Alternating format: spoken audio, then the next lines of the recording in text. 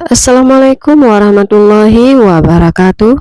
Saudaraku di channel cerita dimanapun saudara berada, Alhamdulillah yang telah meringankan tangannya untuk menekan tombol subscribe dan like di video ini. Hari ini saya akan mengisahkan tentang kisah yang kelam TKW yang hilang organnya di negeri orang ataupun di Kamboja.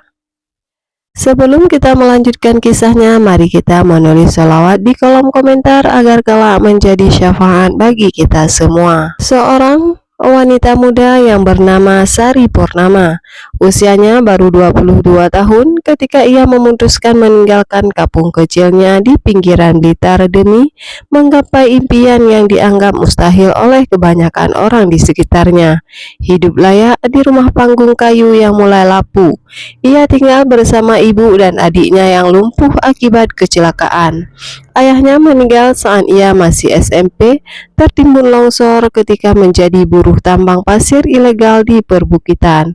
Setiap pagi, Sari terbiasa menanak nasi di tungku batu sambil menyuapi adiknya, Bayu. Ibunya bekerja serabutan, kadang mencuci di rumah tetangga, kadang membantu di ladang orang. Hanya cukup untuk makan hari itu. Sekolah hanya sampai SMA. Setelah itu, semua beban hidup menumpuk di pundak gadis muda itu. "Bu, Sari mau kerja ke luar negeri," katanya suatu malam, saat cahaya lampu minyak menggantung malu-malu di tengah malam. Ibunya memalingkan muka. "Kamu tahu apa soal luar negeri? Kita nggak punya siapa-siapa di sana. Ada tetangga yang sudah duluan berangkat. Katanya kerja di pabrik elektronik di Kamboja. Gajinya bisa sampai 6 juta sebulan." 6 juta, suara ibunya bergetar. "Itu banyak." Sari mengangguk. Katanya fasilitas lengkap. Makan ditanggung, ada tempat tinggal. "Aku bisa kirim uang buat pengobatan Bayu." Dan begitulah awal semuanya. Sebuah janji, sebuah angka yang terdengar besar di telinga orang miskin. Semua mimpi untuk bisa hidup seperti manusia yang dihargai. Sari tiba di Jakarta berbekal nama dan nomor yang diberikan oleh seorang calo bernama Pak Hasan, tetangga desanya yang dulu bekerja di Malaysia. "Semua aman, Sar," katanya. "Kau tinggal ikuti petunjuk, nanti ada yang jemput di terminal." Hari itu langit Jakarta kelabu, seakan ingin menyampaikan firasat. Di terminal Pulau Gebang, Sari dijemput seorang wanita berkacamata hitam bernama Mbak Leni. Wajahnya ramah, bicaranya lembut, tapi matanya tak pernah benar-benar tersenyum. "Kerja di pabrik elektronik ya, gampang kok, banyak teman dari Indonesia juga," ucapnya. Selama 2 hari Sari menginap di sebuah rumah kontrakan sempit di daerah Cakung. Di sana ia bertemu 7 perempuan muda lainnya dari berbagai daerah, dari Kawarang, Nganjuk, bahkan Medan. Semuanya datang dengan cerita yang mirip, kemiskinan, harapan, dan gaji besar yang dijanjikan. Sebelum keberangkatan, mereka dikumpulkan di ruang tengah oleh seorang pria berkepala plotos bernama Bang Jaya. Dia yang mengatur dokumen. "Paspor sudah beres, tiket sudah ready, kalian semua akan kerja legal. Kalau ada yang tanya, bilang aja turis," katanya sambil tertawa kecil. "Ngurus visa kerja itu lama, mahal, jadi kita pakai cara cepat." Dia mengatur dokumen. "Paspor sudah beres, tiket sudah ready. Kalian semua akan kerja legal. Kalau ada yang tanya, bilang aja turis," katanya sambil tertawa kecil. "Ngurus visa kerja itu lama, mahal, jadi kita pakai cara cepat." Beberapa gadis tampak ragu, tapi siapa yang bisa mundur setelah uang pelicin sudah dibayar? Setelah keluarga menunggu hasil, mereka berangkat dari Bandara Soekarno-Hatta malam itu juga, dengan tiket ke Phnom Penh, ibu kota Kamboja. Di pesawat, Sari sempat memejamkan mata. Ia bermimpi tentang rumah mereka yang beratap seng, tentang wajah ibunya yang lega saat menerima uang, tentang adiknya yang bisa duduk lagi, mungkin sekolah lagi. Tapi tak satu pun dari mimpi itu yang tahu bahwa ia sedang terbang ke neraka yang tersenyum manis. Begitu tiba di Kamboja, mereka dijemput oleh pria Kamboja berkemeja putih dan wajah yang tak menunjukkan emosi. Ia tak bisa bahasa Indonesia, hanya beberapa kata Inggris seadanya. Mereka dibawa menggunakan van abu-abu, berputar melewati jalan-jalan sempit, hingga tiba di sebuah bangunan tinggi bercat biru pucat berpagar kawat. Sari menoleh ke salah satu gadis di sampingnya. Ini bukan pabrik. Gadis itu hanya menggeleng. Bangunan itu ternyata semacam asrama. Di dalamnya sudah ada belasan perempuan lain, wajah-wajah letih dari negara-negara Asia, Myanmar, Laos, Filipina. Tak ada seorang pun yang bicara bebas. Semuanya seperti diam karena takut. Hari-hari berikutnya ada rutinitas yang tidak manusiawi. Mereka dipaksa mencetak brosur palsu, menekan tombol komputer untuk pekerjaan yang tak pernah jelas tujuannya. Kadang hanya duduk, kadang dipaksa berdiri kadang dipaksa berdiri di 12 jam. Upah tak sepersen pun. Nanti dibayar sekaligus, kata penjaga. Mereka diawasi kamera, tiap malam makanan hanya sebungkus nasi dan telur asin. Mereka tidak boleh keluar. Satu gadis pernah mencoba kabur dan setelah itu tak pernah terlihat lagi. Sari mulai sadar, ini bukan pabrik, ini penjara. Minggu ketiga, beberapa dari mereka mulai jatuh sakit. Udara di ruang sempit, makanan buruk, dan tekanan mental membuat mereka lemah. Sari sempat batuk berdarah. Tapi setiap kali ada yang demam tinggi, penjaga hanya berkata, "Tidur, nanti sembuh." Tak ada dokter, hanya seorang pria berjas putih yang datang sesekali bukan untuk mengobati, tapi mencatat sesuatu. Memeriksa tubuh mereka seperti barang dagangan. Ia mencubit tangan Sari, menekan perutnya, memeriksa matanya, lalu mengangguk. Malam itu Sari dipanggil ke ruang bawah tanah. Ada pemeriksaan kesehatan. Buat jaga-jaga, kata penjaga.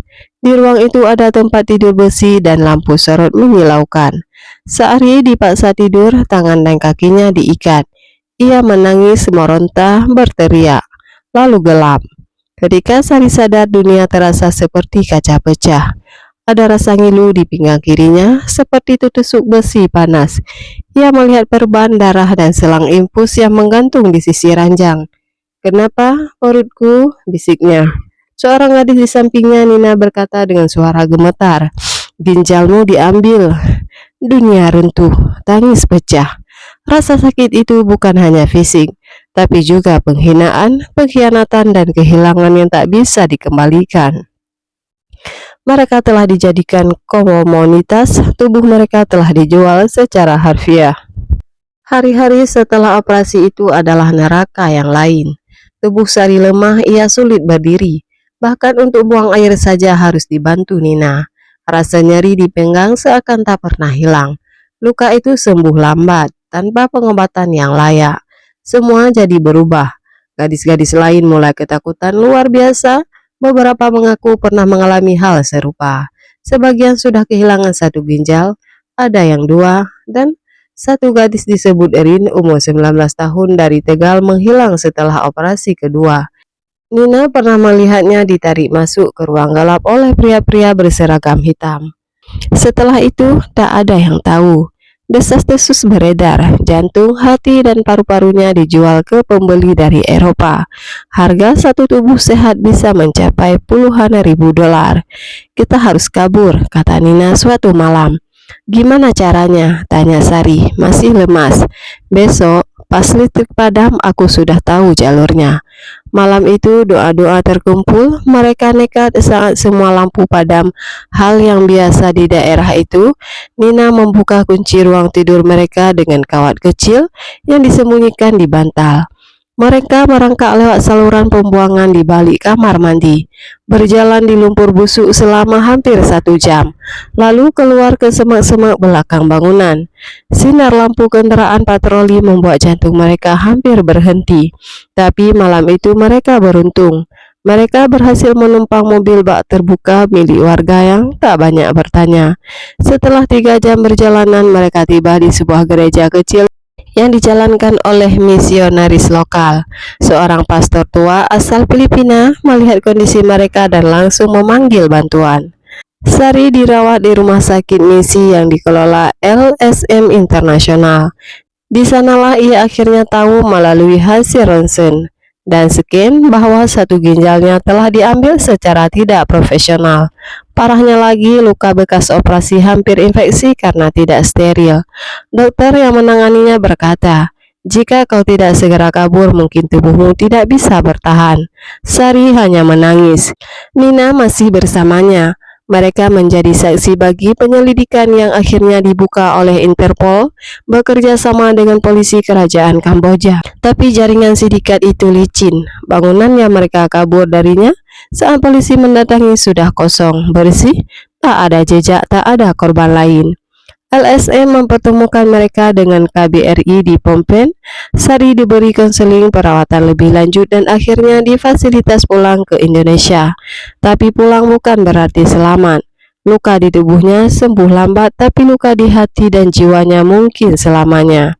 Ketika Sari turun dari pesawat di Bandara Juanda, wajah ibunya pucat melihat tubuh putrinya yang kurus.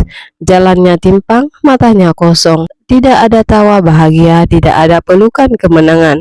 Hanya tangis dan pelukan getir yang menyadari bahwa mimpi telah berubah menjadi tragedi. "Kamu kenapa, Nak?" Suara sang ibu tercekat. Sari hanya menjawab, "Ginjalku hilang, Bu." Sari cuma punya satu sekarang. Bayu menangis keras. Ia yang cacat justru merasa bersalah. "Kakak, harusnya aku aja yang ke sana." Tetangga mulai bisik-bisik, ada yang menyebutnya bodoh, ada yang mencibir, tapi yang paling menyakitkan adalah ketika Pak Hasan, calo yang memberangkatkannya, malah menghilang dari kampung. Polisi tak bisa menyentuhnya, jaringan terlalu rapi, terlalu luas. Sari mencoba melapor, dibantu LSM. Ia membuat laporan ke polisi, ke kementerian, ke media, tapi berita hanya bertahan 2 hari di televisi.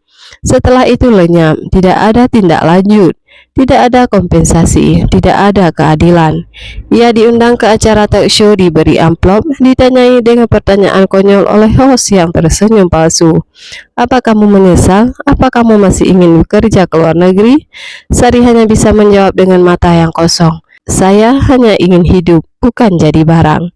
Nina yang akhirnya kembali ke Surabaya memilih diam. Ia trauma, tak mau bicara pada siapapun. Bahkan nomor ponselnya tak bisa dihubungi lagi setelah beberapa bulan. 2 tahun setelah kejadian itu, Sari menulis surat terbuka untuk dunia. Ia kirimkan ke berbagai media, ke organisasi buruh migran, ke kementerian. Sebagian tak pernah membalas, tapi isi suratnya seperti luka yang berdarah lagi. "Saya adalah manusia, tapi saya pernah diperlakukan seperti daging. Saya pergi untuk mencari penghidupan, bukan kematian. Saya ingin menolong adik saya, bukan kehilangan bagian tubuh saya." Untuk kalian yang membaca ini, berhati-hatilah pada mimpi yang dibungkus janji. Tidak semua pekerjaan di luar negeri itu pekerjaan. Kadang itu adalah ladang jalang yang tak terlihat. Dan untuk mereka yang mengambil ginjal saya hanya punya satu sekarang, tapi saya masih punya suara, dan saya akan terus berbicara sampai dunia berhenti diam. Begitulah kisahnya. Assalamualaikum warahmatullahi wabarakatuh.